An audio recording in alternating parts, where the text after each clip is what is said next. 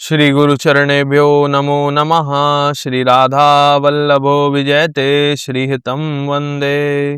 राधे राधे दोस्तों, मैं पंडित शिवम पराशर श्री धाम वृंदावन से आषाढ़ मास के कृष्ण पक्ष की एकादशी को योगिनी एकादशी कहते हैं। इस बार की एकादशी तिथि थोड़ी अलग है। इसने काफी कंफ्यूजन क्रिएट कर रखा है। कोई कहता है व्रत 10 जुलाई 2026 को है, कोई 11 जुलाई 2026 को है। आप पूरी वीडियो देखें, आपको शास्त्रोक्त श्लोकों के साथ आपकी सारी कंफ्यूजन दूर की जाएगी। तो दो तरह के लोग व्रत रखते हैं, एक स्मार्थ जिसे हम साधारण गृहस्थ लोग कहते हैं, और दूसरे वैष्णव जिन्होंने वैष्णव संप्रदाय से दीक्षा ले रखी है। दोनों के सिद्धांत अलग अलग हैं, तो मैंने दोनों सिद्धांतों को अच्छे से बताया है कि किस दिन व्रत करना है और किस दिन पारण। इसके बाद कोई कंफ्यूजन नहीं रहना चाहिए। तो सबसे पहले हम स्मार्थ या गृहस्थ लोगों की बात करते हैं। तो देखिए, इस बार योगिनी एकादशी का व्रत 10 जुलाई 2026 यानी शुक्रवार को रखा जाएगा। एकादशी तिथि नॉर्मल गृहस्थों के लिए 10 जुलाई 2026 शुक्रवार को प्रातः 8:16 पर शुरू हो जाएगी और 11 जुलाई को 5:23 तक रहेगी। सूर्योदय का समय 5:53। ये मैं वृंदावन के हिसाब से बता रहा हूँ। अब आप कहेंगे कि उदया तिथि तो आई नहीं और आप व्रत करने कह रहे हैं। हाँ, इसका उत्तर निर्णय सिंधु देता है। बड़े ध्यान से सुनना, नहीं तो गड़बड़ कर बैठोगे। पारणाहे ना लभ्येत द्वादशी काले आपियेत तदानीम दशमी विधापयु पोष्येकादशी तिथि ही। यानी यदि पारण के दिन द्वादशी का अवसर उचित रूप से उपलब्ध ना हो तो दशमी मिश्रित एकादशी में ही उपवास किया जाए। इसको आप ऐसे समझे, ये मैं नॉर्मल गृहस्थों के लिए कह रहा हूँ, वैष्णवों के लिए बाद में बताऊंगा। आप 11 जुलाई को अगर आप व्रत रखते हैं तो पारण 12 जुलाई 2026 को करना होगा, पर 12 जुलाई 2026 को सूर्योदय से पहले यानी प्रातः 2:05 तक द्वादशी तिथि समाप्त हो जाएगी। तो फिर पारण क्या त्रयोदशी को करेंगे आप? एकादशी का पारण द्वादशी को ही करना होता है। इसी कारण से निर्णय सिंधु में दशमी वेद वाली एकादशी करने को कहा गया है। तो फिर फाइनल निष्कर्ष ये निकलता है कि व्रत अगर आप वैष्णव पंथ से दीक्षित नहीं है तो 10 जुलाई 2026 को ही रखना है। तो इस बात पर वीडियो को लाइक कर दें और आगे पारण का समय ध्यान से सुनिएगा। इसके पारण का समय भी थोड़ा अलग हो रहा है इस बार। शास्त्र कहते हैं कि द्वादशी के दिन हरिवासर के बाद ही पारण करना चाहिए, नहीं तो एकादशी का पुण्य नष्ट हो जाता है। अब आप कहेंगे कि यह हरिवासर क्या चीज है?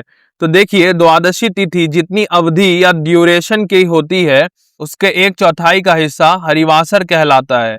शास्त्रों में ऐसा इसीलिए कहा गया है ताकि आप अच्छे से भोग तैयार कर लें, भगवान को स्नान ध्यान करवा दे और इसके बाद भोग लगाकर खुद भी पालें। अब जरा ध्यान से सुनना, नहीं तो गलत समय पर पारण कर बैठोगे।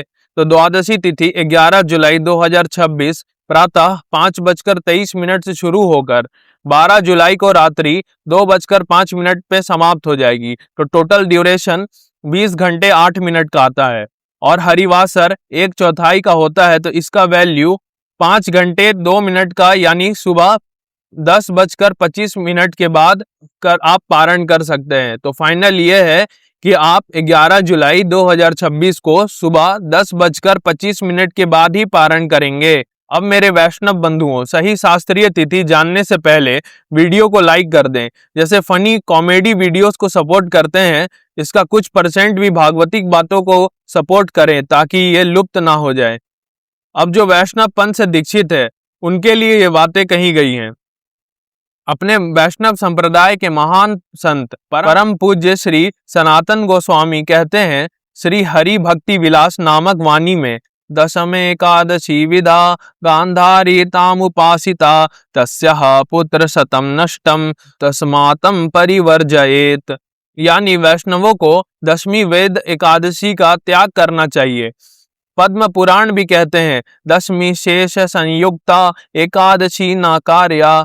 तो मेरे वैष्णव बंधु, आपको व्रत 11 जुलाई को यानी शनिवार के दिन करना है और पारण 12 जुलाई 2026 को सूर्योदय के 48 मिनट बाद करना होगा, क्योंकि सूर्योदय के पूर्व 48 मिनट पहले और 48 मिनट बाद तक संध्या काल होता है, जिस टाइम भोजन नहीं करते। तो आप अपने स्थान का सूर्योदय काल देखें और उसके 48 मिनट बाद पूजन कर पाले। कहते हैं बिना महिमा जाने व्रत नहीं करना चाहिए। तो आइए अब जानते हैं इस योगिनी एकादशी की अद्भुत शास्त्रीय महिमा। पुराणों में वर्णित है, अष्टाशीति सहस्राणि ब्राह्मणान भोजयेच्च यह तत्फलं समवाप्नोति योगिनी व्रत किन्नरः। जो मनुष्य श्रद्धा पूर्वक योगिनी एकादशी का व्रत रखता है उसे वही फल प्राप्त होता है जो 88,000 यानी 88,000 योग ब्राह्मणों को आदर पूर्वक भोजन कराने से मिलता है। योगिनी नाम विख्याता व्रत कुरु समाहितः तस्य पुण्यानुभावेन कोष्ठस्ते यास्यति ध्रुवम। मार्कंडेय ऋषि कहते हैं, इसकी कथा मैं आपको सुनाऊंगा तब अच्छे से समझ आ जाएगा। इसमें मार्कंडेय ऋषि इस श्लोक के द्वारा कहते हैं एक यक्ष से कि इस व्रत के पुण्य प्रभाव से तुम्हारा कोढ़ नष्ट हो जाएगा। इसका अर्थ यह है चर्म रोग नष्ट करने वाला व्रत कहा गया है। वीडियो को लाइक और चैनल को सब्सक्राइब कर लें। राधे राधे।